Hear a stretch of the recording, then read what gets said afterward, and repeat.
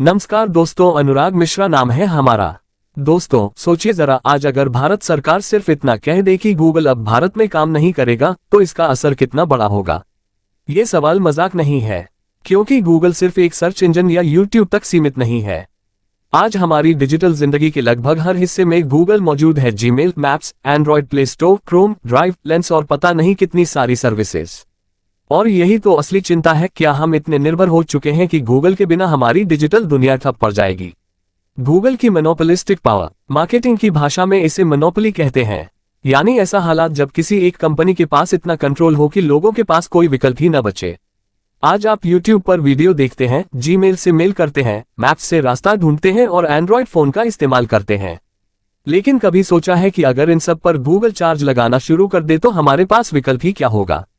Facebook, Twitter, Instagram, ये सब भी अमेरिकी कंपनियां हैं, यानी डिजिटल दुनिया पर पश्चिमी देशों का लगभग पूरा दबदबा है। Digital east India company, shark tank India के जज अनुपम मित्तल ने इसे डिजिटल ईस्ट इंडिया कंपनी कहा।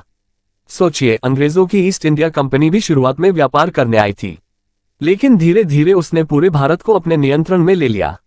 आज गूगल, एप्पल और मेटा जैसी कंपनियां भी कुछ ऐसा ही कर रही हैं। शुरू में फ्री सर्विस देकर हमें अपने प्लेटफॉर्म पर निर्भर बना लिया और अब धीरे धीरे शर्तें थोप रही हैं। गूगल प्ले स्टोर का असली खेल, अगर आप एंड्रॉयड यूजर हैं तो आपके सभी ऐप्स प्ले स्टोर से ही आते हैं, वहीं एप्पल यूजर्स ऐप स्टोर पर निर्भर हैं। अब गूगल प्ले स्टोर कहता है कि अगर कोई डेवलपर अपना ऐप यहां डालता है और उस ऐप से कोई पेड सर्विस बेचता है तो 30% हिस्सा गूगल को देना होगा। यानी मान लीजिए किसी स्टार्टअप ने 2000 रुपये का कोर्स लॉन्च किया, सरकार टैक्स लेगी, जीएसटी जोड़ इनकम टैक्स, ऊपर से गूगल 30% सर्विस चार्ज लेगा। अंत में डेवलपर या कंपनी को इतना कम बचेगा कि उन्हें सर्विस की कीमत बढ़ानी ही पड़ेगी। और सीधा असर किस पर पड़ेगा? आप और हम, यानी उपभोक्ताओं पर।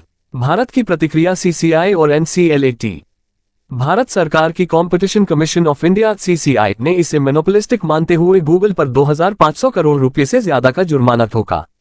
गूगल ने अपील की, लेकिन NCLAT, national company law appellate tribunal और सुप्रीम कोर्ट ने भी साफ कह दिया, भारत में इस तरह की मनमानी नहीं चलेगी। यानी सरकार ने यह संकेत दे दिया कि किसी भी विदेशी कंपनी को भारत के डिजिटल मार्केट पर एकाधिकार नहीं करने दिया जाएगा। क्यों है ये खतरा? दोस्तों, अगर गूगल अपनी पॉलिसी लागू करता है तो सोचिए, भारत के लाखों startups, app developers, online education कंपनियां, फिनटेक कंपनियां, सबकी कमाई पर सीधा प्रहार होगा। भारत का स्टार्टअप इकोसिस्टम जो अभी तेजी से आगे बढ़ रहा है, उसके लिए यह बड़ा झटका होगा। और यही कारण है कि इसे एक डिजिटल गुलामी की तरह देखा जा रहा है। सरकार का कदम और यूनिटी की ताकत। हाल ही में जब गूगल ने 10 भारतीय ऐप्स को डीलिस्ट किया तो सरकार ने सीधे हस्तक्षेप किया। सूचना प्रौद्योगिकी मंत्री अश्विनी वैष्णव ने स्पष्ट कहा, गूगल भारतीय ऐप्स को इस तरह हटाने की हिम्मत नहीं कर सकता। और हुआ भी वही, सभी ऐप्स वापस बहाल करने पड़े। ये बताता है कि जब देश एकजुट होकर खड़ा होता है तो सबसे बड़ी विदेशी कंपनियों को भी पीछे हटना पड़ता है। आगे का रास्ता, असल विकास तभी है जब हम स्वदेशी विकल्प तैयार करें। हमें अपना सर्च इंजन, अपना ऐप स्टोर और अपनी डिजिटल इकोसिस्टम बनाना होगा। आईआईटीएस, स्टार्टअप्स और टेक एंटरप्रेन्योर्स को इस दिशा में काम करना चाहिए। सरकार को भी डिजिटल आत्मनिर्भरता की दिशा में नीतियां बनानी होंगी, क्योंकि अगर विकल्प नहीं होंगे तो मजबूरी में हमें गूगल जैसे दिग्गजों की शर्तें माननी ही पड़ेंगी। निष्कर्ष, दोस्तों, गूगल जैसी कंपनियां सुविधाएं जरूर देती हैं, लेकिन याद रखिए, कोई भी सुविधा मुफ्त नहीं होती। असल कीमत हमारी जेब और हमारा डेटा चुकाता है। इसलिए समय आ गया है कि हम भारत के हित में सोचें।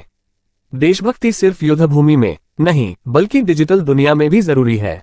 वो दिन दूर नहीं जब भारत अपने डिजिटल विकल्प तैयार करेगा और गूगल जैसी कंपनियों को झुकना पड़ेगा।